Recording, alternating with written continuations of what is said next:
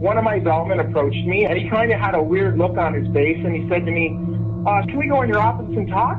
I brought him into my office, and he says, something really weird happened here yesterday, and you weren't here. He said, there's a couple guys in here looking for you. And I said, a couple guys? What do you mean? And he said, well, this is really hard for me to say. He said, but there's a couple really strange-looking men that were here, and they kind of freaked everybody out, and they were asking questions about you. And, of course, now I'm getting a little bit nervous, and I'm like, what are you talking about? And he said, well, he goes, I don't know how to describe them except for extremely odd-looking. They were really, really tall. He said, and they were identical height. They were the exact same height. They were wearing the exact same clothes, and they had the exact same faces, like they were twins. And he said they were wearing black suits, black trench coats. They were wearing like the old-fashioned fedora hats. They had extremely, extremely pale skin. And he said they came in and they looked around a little bit and they asked for you. And I said, I'm sorry, he's actually not working today. And it seemed like they didn't believe me, so they started to walk around the hotel, and shortly after they went to the tour desk, and he goes, I got busy. I started to have to bring cars around and get luggage, and by the time I came back, they were gone. But he goes, they freaked me out, and I really wanted to tell you that there were these weird guys in here looking for you. So, of course, now I'm a little bit skeptical and I'm a little bit freaked out all at the same time. So the first thing I do is I run into my security office, because I know how to work the security system, and I rewound the cameras, and sure enough, here comes two gentlemen through the front door looking exactly how he described. Then the next day, I was talking with my tour desk, and one of them asked to talk to me. She came in my office, the same as my bellman, and she said, I need to tell you about something that happened. I heard that you heard that there were some men looking for you. And I said, yes. And she said, they asked a few questions about you, and they said strange things that I didn't understand. And they were talking about governments and conspiracies, and none of it made any sense to me. But she goes, they were very, very scary. And I said, well, why were they scary? And she said, they had no facial hair, none. She said they had no eyebrows, no eyelashes, nothing. Their hair looked like they had a wig on, like it was attached to their hat, like it wasn't even real. And she said, and the scariest thing, their eyes were so big and so blue that they almost hypnotized me a little bit.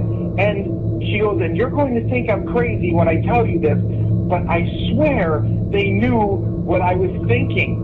I swear, and I don't think I'm crazy, but I don't even know how they could do it, and I don't know why I'm even telling you this. She goes, so I started to think about things other than you, and I don't even know if it worked. And she started to cry, and she said one more thing before she left. She said, these men, they didn't blink. Not once did I see them blink.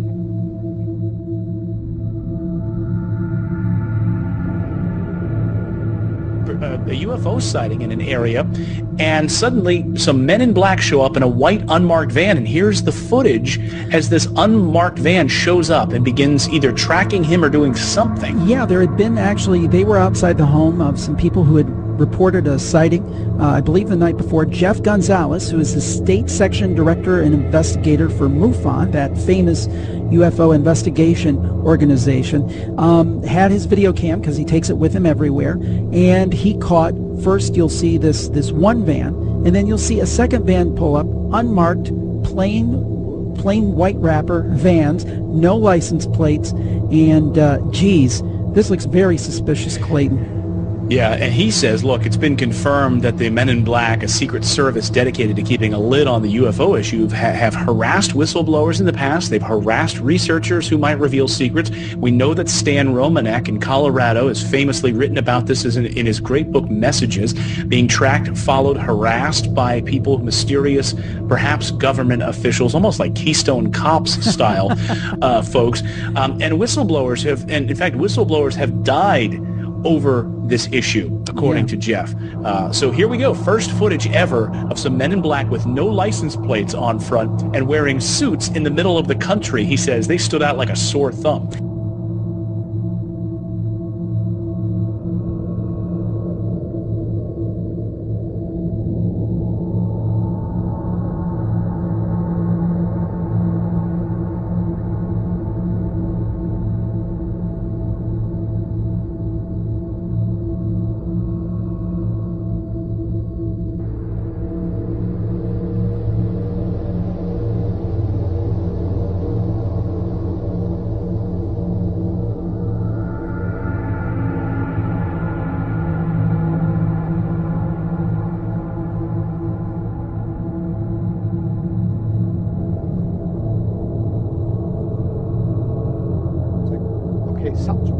Something weird's going on here. They wouldn't look at me. They wouldn't look me in the eye. I decided to get my camera. They told me they were there. The landlord wanted them to replace all the siding, and they were there to replace the siding. They took my camera down. They had it nicely set on the ground, which kind of upset me because that was a real expensive surveillance camera. And here's me talking to them. Suddenly, people showed up to do siding of the house. They said they're from the landlord. I can't get a hold of my landlord to verify it, but in any case, I think it's rather unusual that suddenly they come do the siding. So I'm going to videotape them doing the siding and try to get them to tell me what day it is. I had the camera hidden, and I got them to tell me what date it was. So this was the day after the experience. And right in between those windows, you see him right where he is, right above him is where the camera was.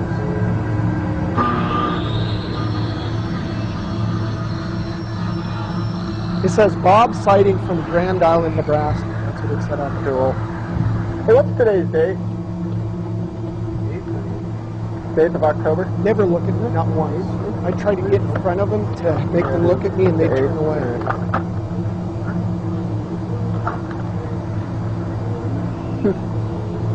Kept his head down.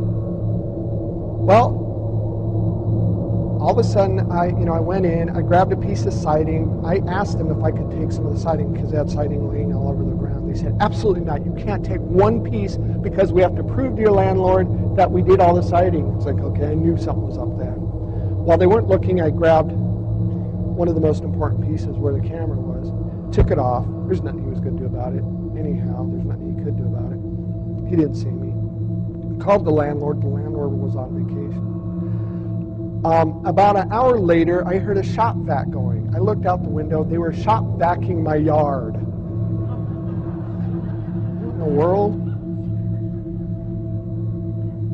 They got in their truck, drove off, waited for them to come back because the only place they replaced the siding is where I had the UFO beam my house. That's the only siding they ever replaced. I finally got a hold of my landlord.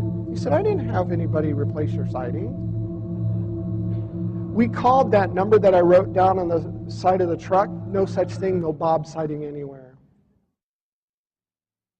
Well, we have a scary tale time worthy of Halloween, only it looks like the spooks in this story might work for the government. We've been telling you about the strange object that crashed near the Colorado River back in May and was quickly scooped up by helicopters.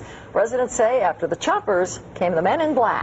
So who are these X-Men? Now, the I-Team's George Knapp here with more on that story, George. Well, you know, this mystery surrounding the object that fell from the sky is pretty juicy by itself, but the stories we've been hearing about these X-Men agents and their spooky vehicles takes the tale to a whole different level. Tonight we'll go on a boat ride to search for the spot where this thing crashed, but we'll also hear from river residents about their strange encounters. And Anyone that knows me knows I'm crazy. A lot of people have been searching for Bob on the river. His occasional home at the Topak Marina is easy to miss, tucked away as it is off the road and under a bridge. When the story of the Needles UFO crash went national, Bob went underground, trying to avoid the UFO hunters who wanted him to lead them to the point of impact. The night before a network TV crew was to arrive, a large wildfire erupted and forced the evacuation of the marina. Bob wondered if someone was trying to wipe out clues at the presumed crash site.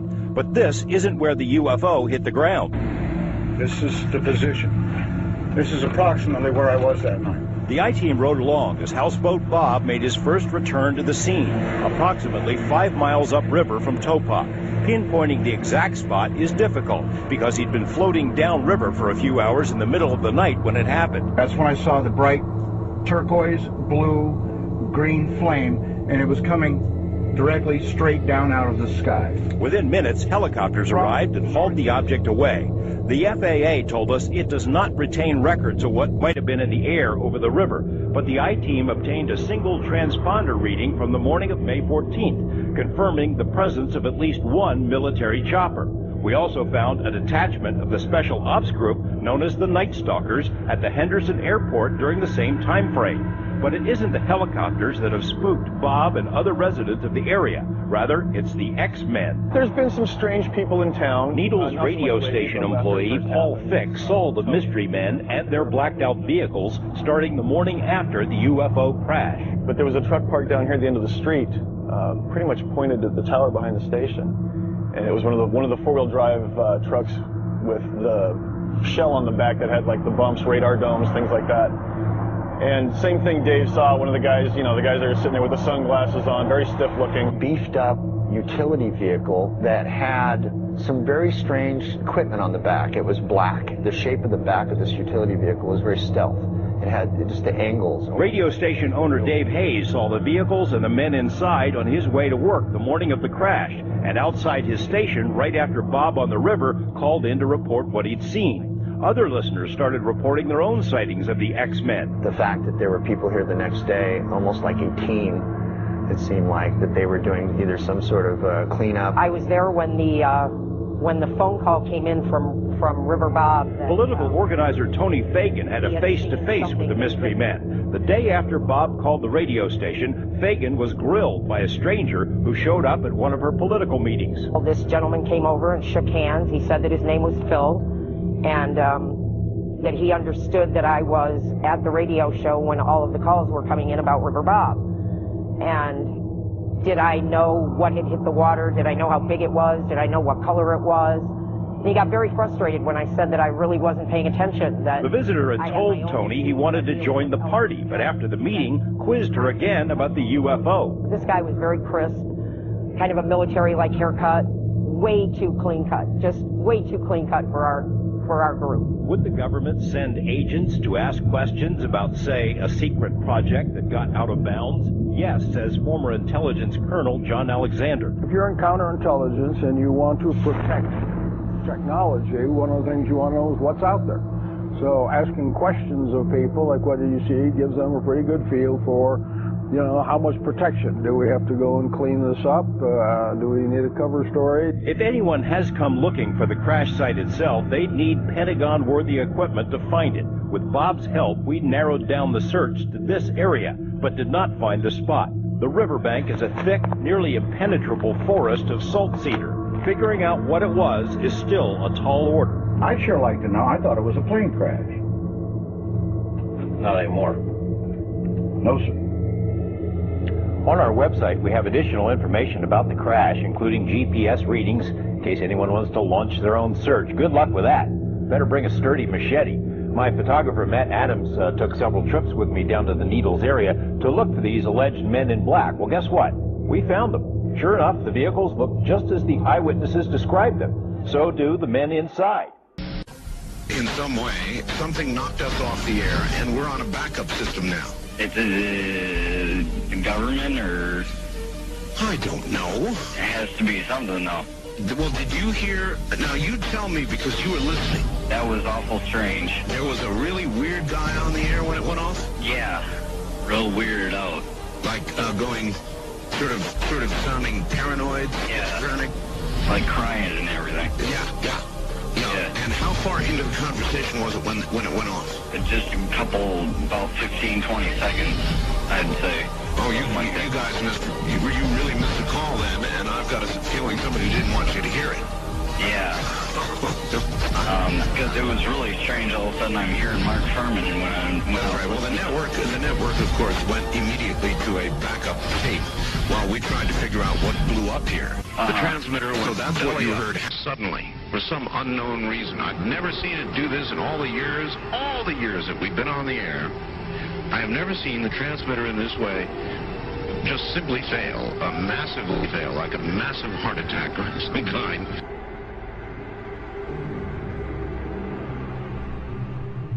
Do you believe, and describe, do you believe that your show was shut down for national security reasons? And tell us a little bit about what happened with the show out there.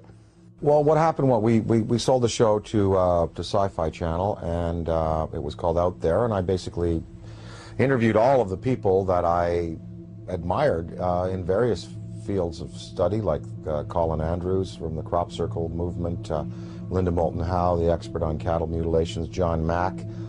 And let me just put a pin in things right there, because John Mack has taken the study of abductions, UFOs, right out through the other side, and he's going, yes, we know they're here, we know they're coming, we know people have been taken, we know there's experimentation going on, we know people have been told about agendas. What we now have to do is use that as a key and as a motivation to socially transform this planet to a more peaceful, more loving, more tolerant state. So his movement, the movement for social change, has just accepts as a fact abductions, UFOs, interplanetary intervention, and what he's doing is taking it out through the positive side of it and saying, now we must use it to socially transform, and I think his message is great. But I talked to him, I talked to the Allagash guys who were taken in the canoe on that trip in Pennsylvania. The last show we did, I had both Bassett, who has the UFO time clock, and then Greer. Both Bassett and Greer were there. They were my two guests for the day. Well, the show was canceled that afternoon. And I was outside, before I knew it was canceled, in between the interviews. And I was outside, and Britney Spears called me because she wanted me to appear on Saturday Night Live with her. And so I was outside having a cigarette, the phone rang. Oh, Brittany, how you doing? Oh, sure, of course I will. I turned away like this. I turned back, and there was a black Ford across the road, a black Ford sedan. And I was trying to look at the plate, and the plate seemed kind of like fuzzy, and I was, definitely a police car. And two guys were there, and a big, tall guy got out of the back seat. And he stood in the street on 42nd Street it was. We were at 42nd Street and 8th Avenue. And he looked right at me. And literally, I was on the phone. Hey, sure, of course I'd love the show. Saw the Ford, went back like this, turned back like a half second later, and it was gone. And that car did not go past me. It did not make a U-turn, because I would have seen 42nd Street. I would have seen that thing take a U-turn and go away. That car vanished. That car was a cloaked vehicle of some type. And whether this was like a warning to me, because the guy got out of the back seat and gave me a real dirty look. That car vanished. I know what I saw. And, it was just this fast. It was, oh, hi, Brittany, sure. Oh, of course, I'd love to do. Guy gives me a dirty look. Oh, well, sure. Car gone. That's what happened. And then 2 hours later, we were told we were not to continue taping, and the show was canceled, and none of them would air. I don't know. I don't know. Was that an MIB experience? Black helicopters, military abductions that happen. Sometimes people are taken, and they talk about then being visited by, military personnel and debriefed about their abduction. Was it a technology associated with some of these beings that are visiting that wanted to warn me off, or that wanted to give me verification that I was on the right track? I don't know.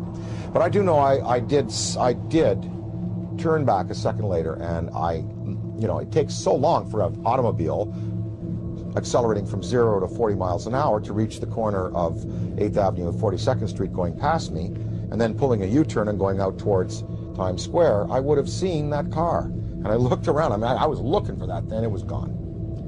So, I don't know. The tapes exist. I have them. We're going to try to repackage them. We might put them out on DVD. One report sent to the government's secret UFO headquarters in Room 801 was from a 16-year-old girl in Somerset. The files revealed that from the window of her parents' home, she had witnessed a strange craft that emitted an eerie, glowing light. I said to the family I'd sent off a letter, and they said, oh, well, nothing will come of it. No, that's nothing. And then I was most surprised to get a letter back saying that they were going to send a gentleman to see me.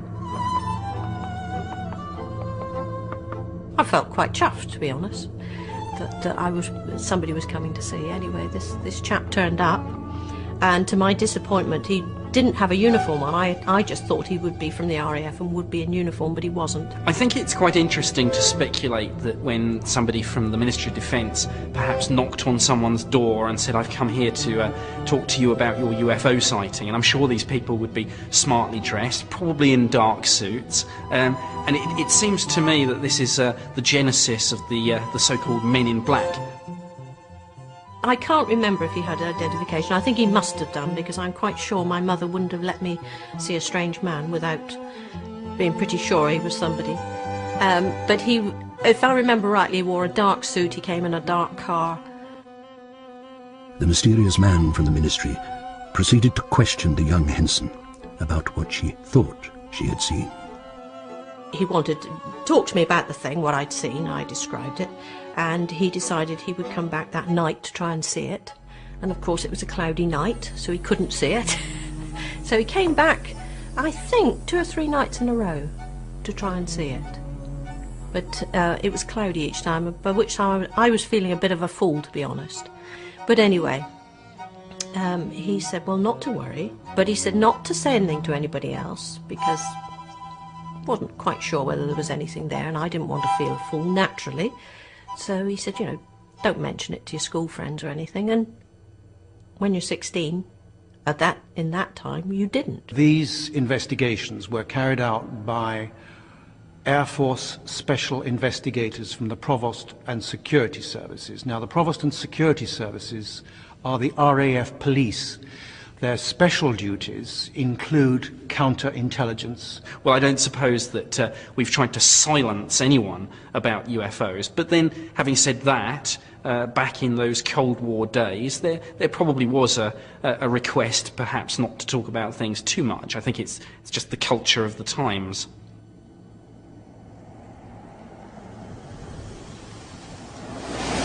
I didn't hear anything for some time, and then eventually a letter came to say that I had discovered, if I remember rightly, a new planet, which I was well chuffed about, but they gave it a number. And I remember thinking, why didn't they call it after me? Because they call other planets after people who discovered them. Why give mine a number? One of the most intriguing ones I investigated occurred in early 1964 and involved the recovery of a small triangular-shaped object from a Midlands forest. And in this particular case, I tracked down various witnesses who recalled seeing military cordons and police cordons turning people away from the area.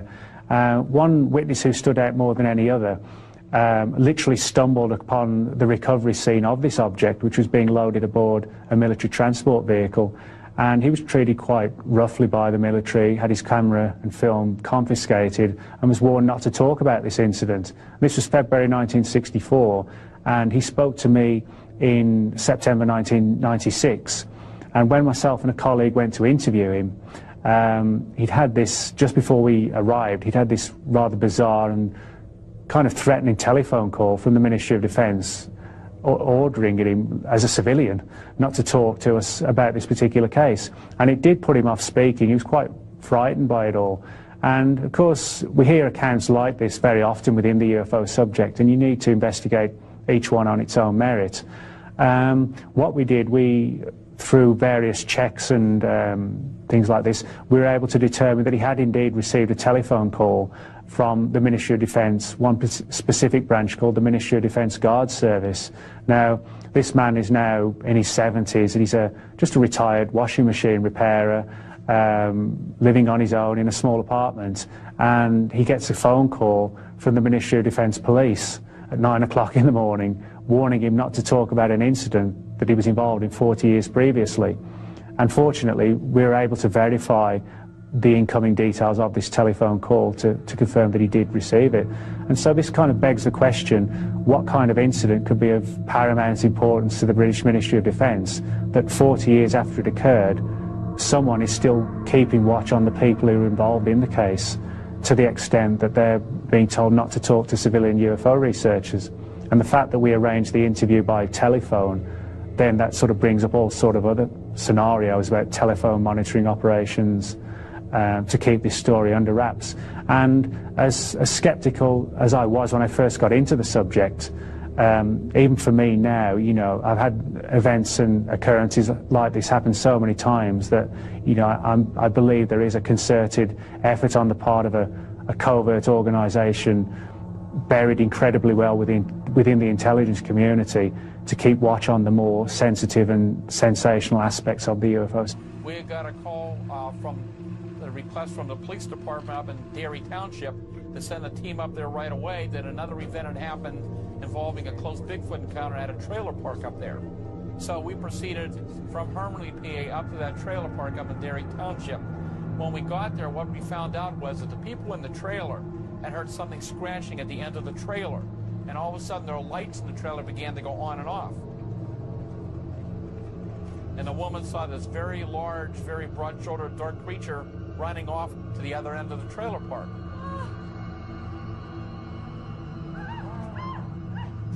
Another neighbor had called her because he had seen something very large by her electric meter.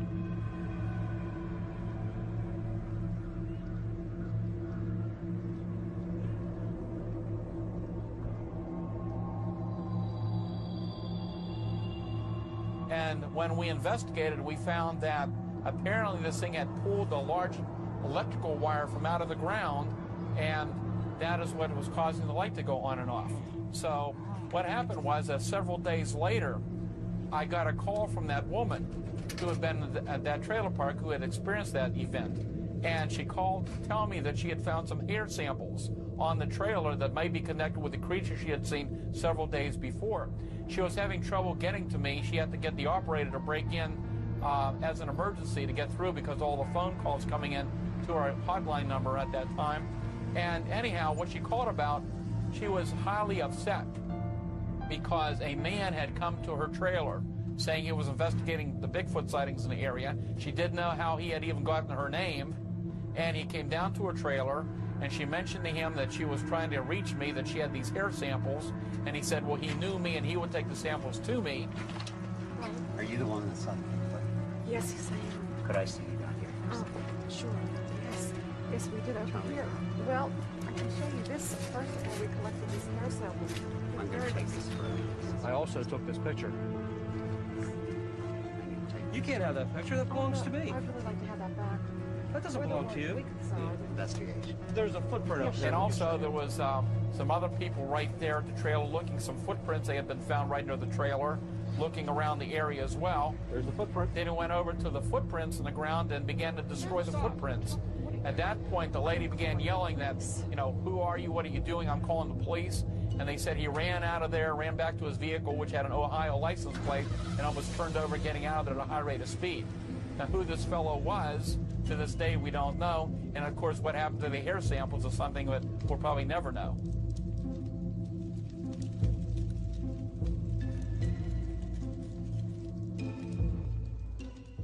Measures have been taken by agencies to terminate people who appear to be inconvenient or troublesome through knowing too much.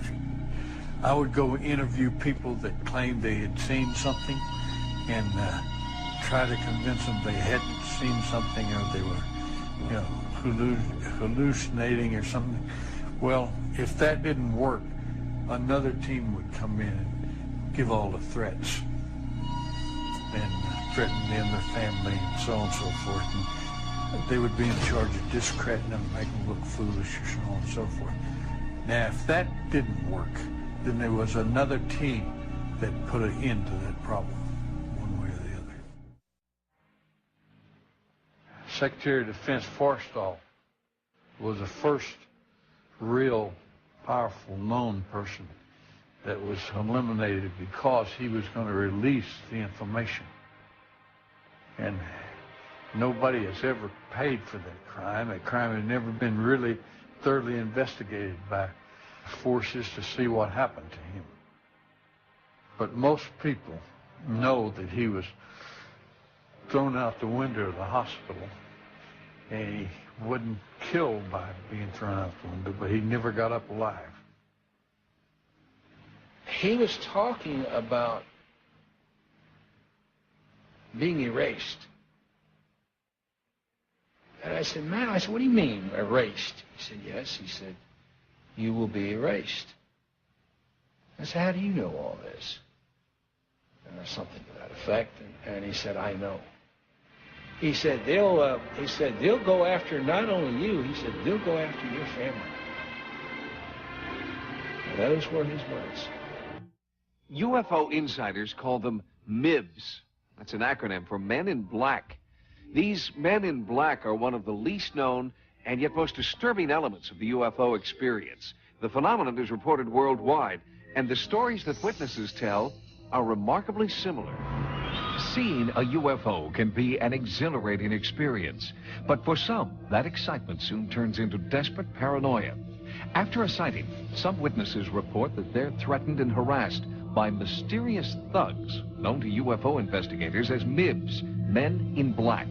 Just who are these Men in Black? Where do they come from? And why do they seem to be tracking and spying on those who've had a close encounter? There it was. It's a long, lit-up, cigar-shaped object heading just over the rooftop. Then it moved out of sight, and I went back home. And when I got home, my wife said, you just got a phone call. I said, a phone call? And it said that if you talk to the media about this, that your daughter will die.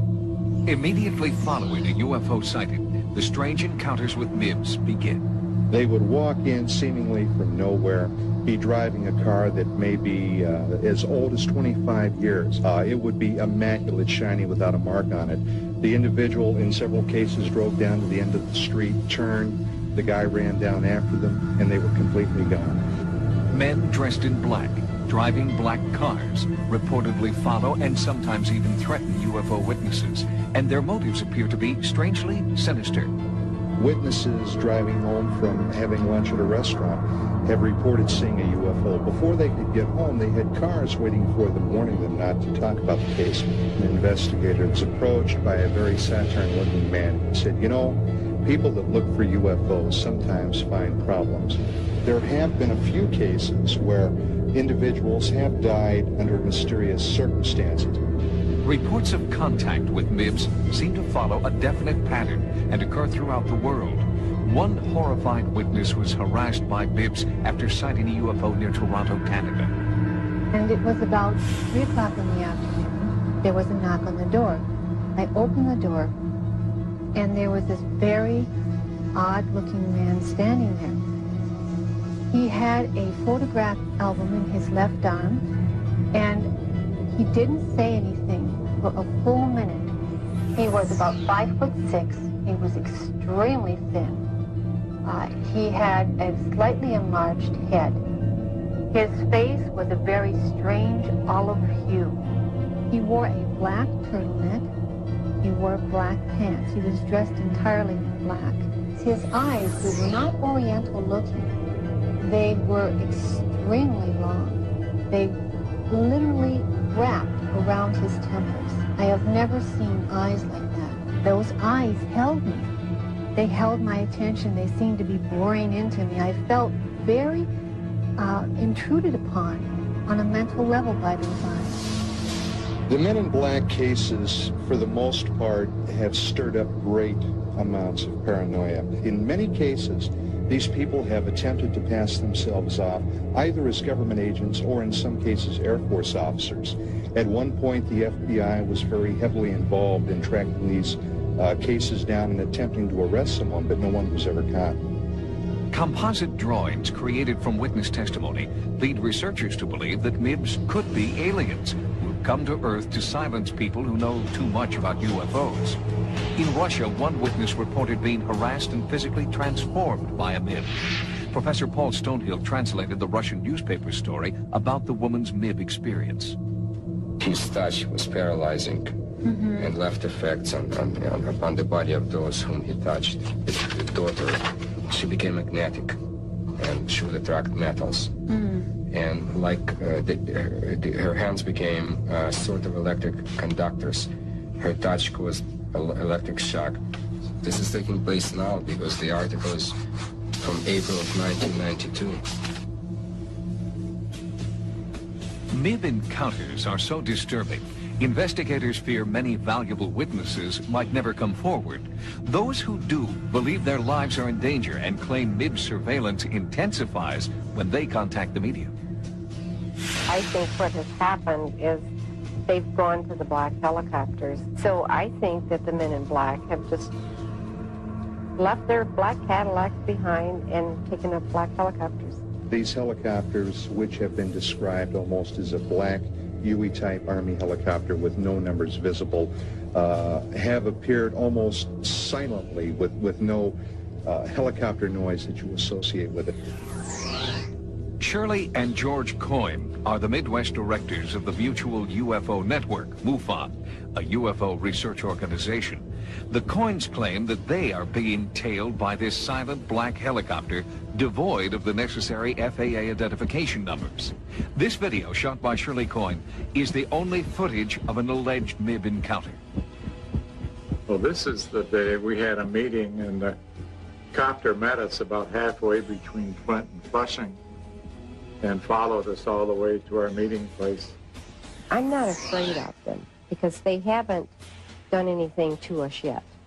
And I feel the more vocal I am, the less they're going to do. Is it possible that aliens with a secret agenda are harassing UFO witnesses? Or could MIBs be cleverly disguised humans trying to silence those who've had close encounters? Investigators continue to search for answers. It's just something that there is no explanation for. And by working on these cases and trying to use a scientific and investigative formula, we try to get to the bottom of them, but sometimes there doesn't seem to be a bottom.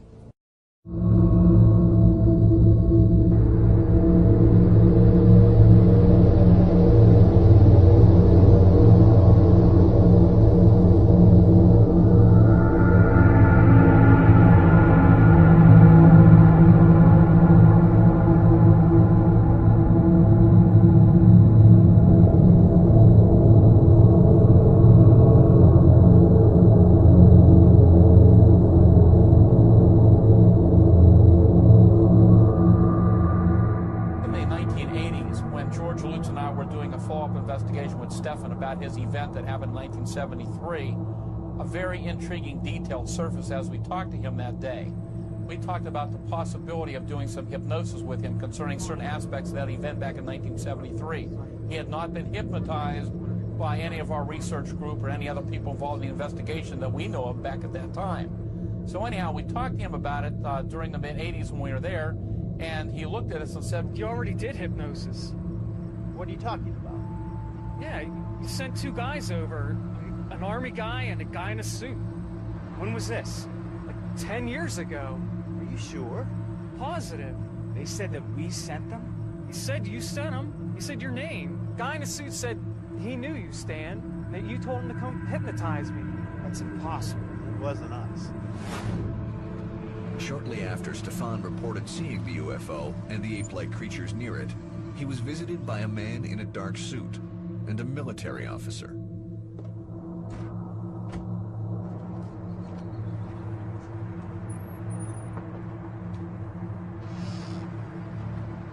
We need to talk to you about this recent UFO sighting.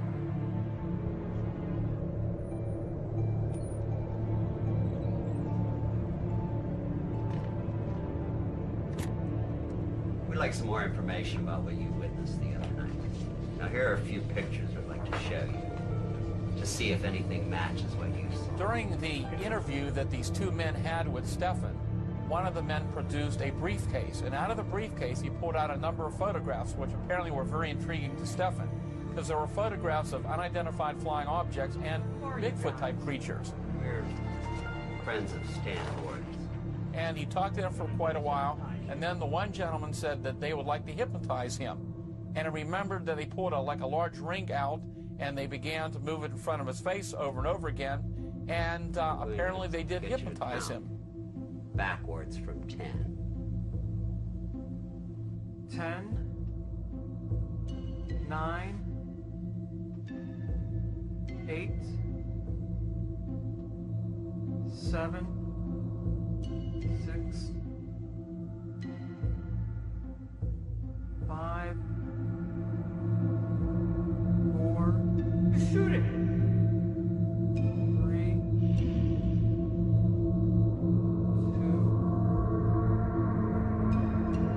1.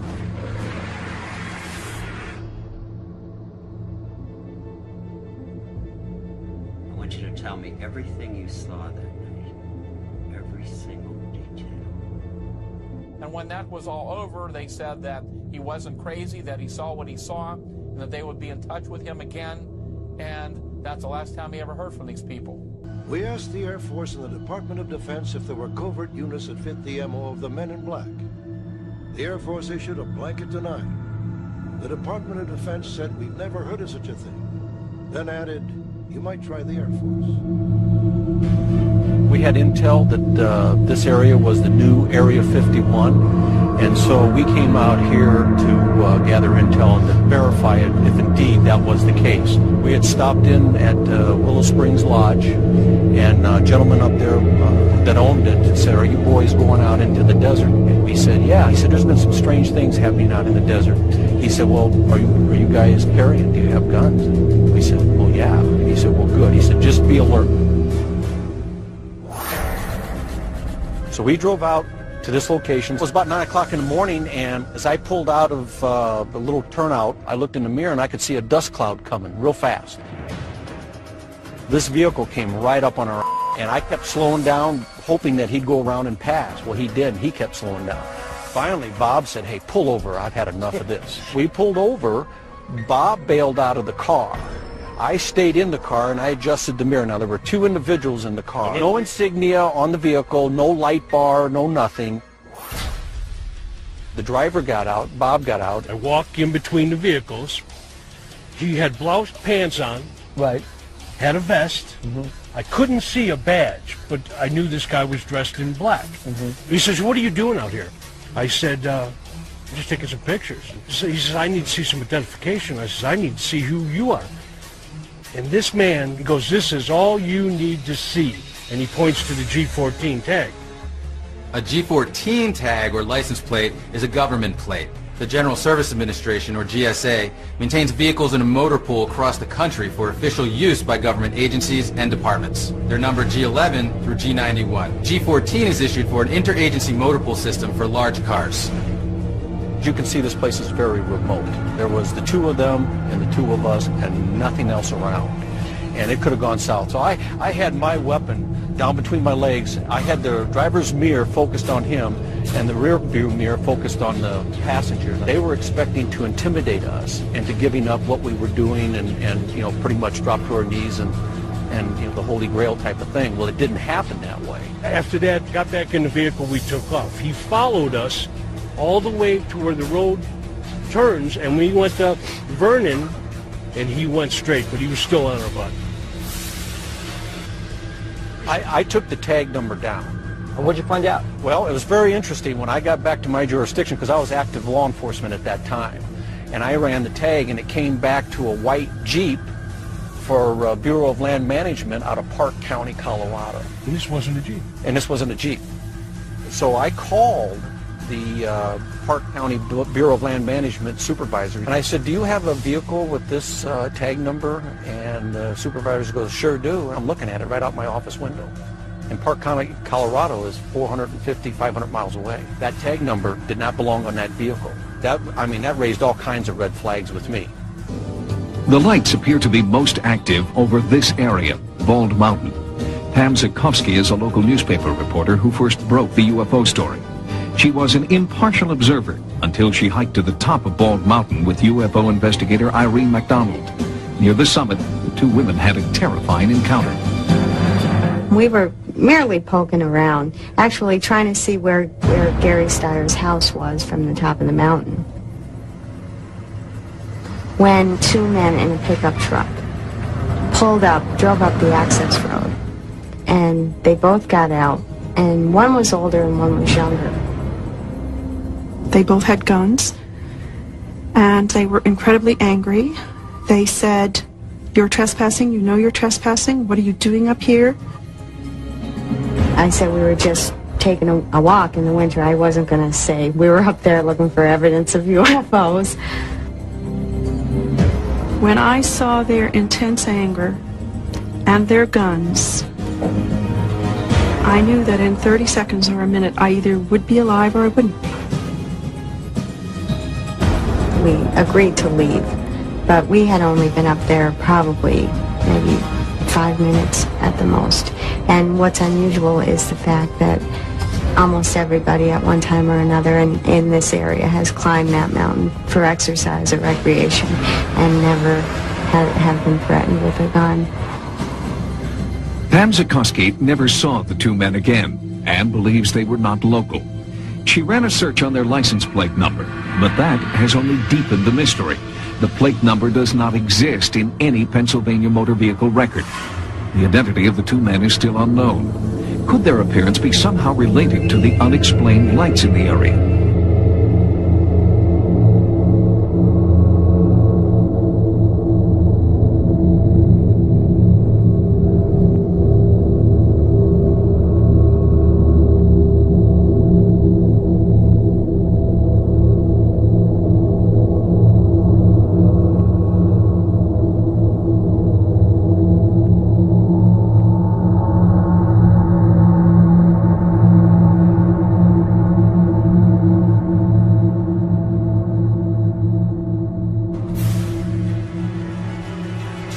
Guy on black right there. Holy guy on black right there.